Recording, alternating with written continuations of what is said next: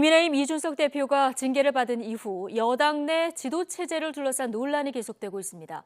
유력 당권주자로 꼽히는 안철수 의원이 권성동 직무대행 체제에 힘을 실은 반면 경쟁자인 김기현 의원은 연일 특단의 대책을 강조하고 있는데 당내 역학구도를 놓고 저마다 셈법이 복잡한 모습입니다. 김태민 기자의 보도입니다. 권성동 직무대행 체제가 국민의힘 의원총회에서 추인된 이후 구체적인 입장 표명을 자제했던 안철수 의원이 작심 발언을 쏟아냈습니다. 일각에서 거론되는 조기 전당대회론에 확실히 선을 그었습니다.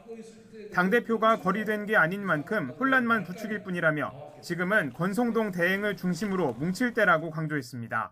당대표 관련한 그 진실이 밝혀지기 전까지는 지금 현재의 체제에 대해서 신뢰를 가지고 전적으로 저희들이 뭉쳐서 이 민생 문제들을 해결하는 데 집중하는 것이 경제 위기 등 악재가 이어지는 상황에서 서둘러 내분을 수습하고 민생 문제 해결에 집중하자는 취지입니다.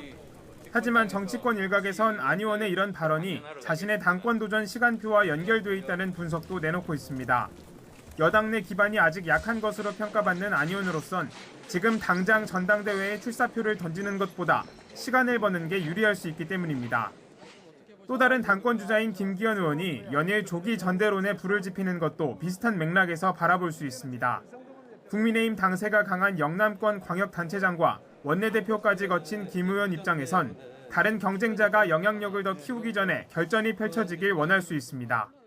윤석열 정부에 대해서 지지율이 계속 지금 떨어지고 있는데 그래도 할 수 없지요. 그냥 시간을 기다릴 수밖에 없습니다 하는 것이 그게 살아있는 정당의 모습이냐. 유력 주자들이 집권 여당의 차기 당권을 거머쥐기 위해 반드시 필요한 건 당내 친윤계 의원들의 도움입니다.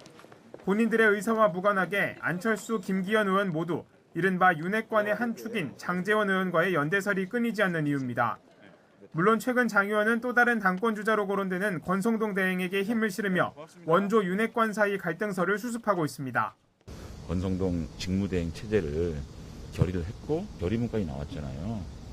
근데 지금 그 지도체제 문제 가지고 왈가왈부하는 거는 난 옳지 않다고 봅니다.